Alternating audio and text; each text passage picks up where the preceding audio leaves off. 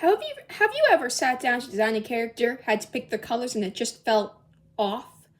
You fiddled and fiddled and fiddled some more, and it just never seemed to look right? Well, you came to the right place. Salutations! I'm Crazy Kid Art, and this is how to choose colors that actually fit your characters. I'm not talking about traditional color theory, the color wheel, types of color schemes, etc. There are plenty more people to qualify to talk about that. What I'm talking about is if those don't work for you. If you feel your character needs colors that fall outside those guidelines, or if you know the general vibe, but can't quite figure out the right values or saturation. Disclaimer before we start, I'm no professional, just a hobbyist who has this problem and wants to share some tips to help you if you're in a rut. Anyways, enough rambling. Let's get started! Number 1. What do the colors mean to the character? My first tip for you is to think about what the colors mean to the character, not just what most people associate them with. We all know color meanings. Red is anger, passion, love. Yellow is joy. Green is disease, nature, and health. Purple is royalty and mystery. But that can be limiting. Sometimes colors might have significant meaning to the character that falls outside of traditional color norms. This is what happened to two of my OCs. Nyx is a painter who loves the night sky, so it makes perfect sense she would design herself with night-themed clothes. Or it can sometimes work to mix and match color meanings like what I did for Dawn. Dawn is a doctor and a blackmailer on the side, meaning he has the capacity to heal and harm others. Green, as I mentioned, means both health and disease, so I used mainly forest green for health with accents of a yellow-green to show that he can, and has, hurt people. Also, Dawn hunts for fun, so wearing green is not just stylish, it's practical. In short, colors can mean something personal to the character. It's okay to ignore, or mix and match, traditional color meanings. Number 2. Go in the opposite direction. Next tip if you're feeling stuck is to go in the opposite direction with your colors. If you're trying to make your colors brighter and it isn't working, make your colors duller and darker. If you're making your colors more in the red and pink zone, try a blue or green palette instead, and vice versa.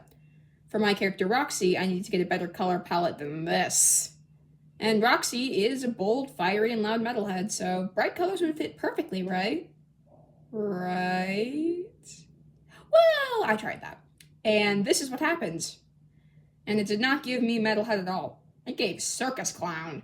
So I searched up some references and found that most metalheads wear crimson, grays, and dark blues. So I tried it and it clicked. Long story short, sometimes you need to go against instinct. If warm colors don't work, try cool. If dull colors don't work, try bolder ones. And vice versa. Tip number 3. Overlay a color. My next tip if you're in a rut is to find some colors and just do an overlay of one color on all of them. This is what I did for my OC Astro. At first, her palette was something like this, and I found that these colors didn't really fit her very well. So, since she's a space explorer, I filled a new layer with a bright purple, set it to an overlay, clipped the previous color layer, then I just lowered the opacity and ta-da! I did some sci-fi looking cyan later to make her prosthetic pop, but the base is still the same. The bottom line is, if the colors you chose don't look right, you can add an overlay layer to a set of colors you picked. They'll be more unified afterwards, and you can edit easier from there. Number 4. Phone a friend. If all else fails, my next tip is just to ask a friend. Sometimes you're staring at your work for so long that the colors just start to feel off, and you can't figure out why. That's why fresh eyes are always useful. When I was designing Zane's later outfit, the colors I used just didn't feel right, and I didn't know why.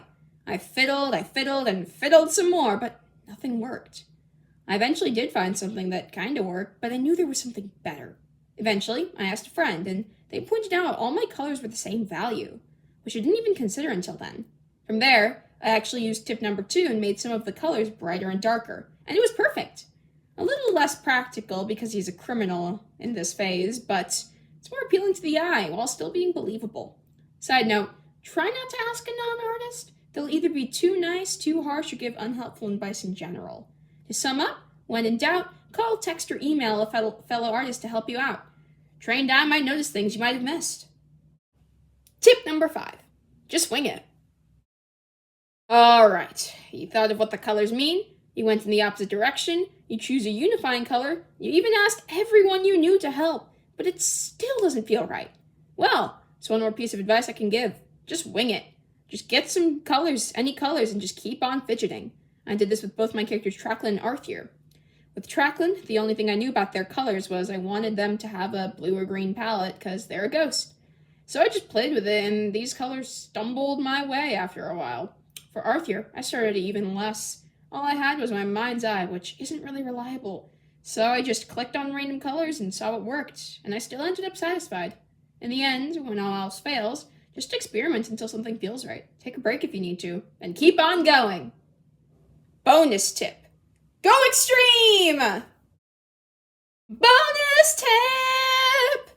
You're desperate. You've tried everything, and I mean everything, and absolutely nothing works. Well, it sounds risky, but trust me. Forget color theory. Go extreme. Do the things color theory says do not do. For example, with General Angelica, I was so lazy I didn't even color her. I just used black and white with like one accent color. That ended up being huge symbolism for my webcomic. Cindy, on the other hand, I decided to just vomit rainbows, but responsibly.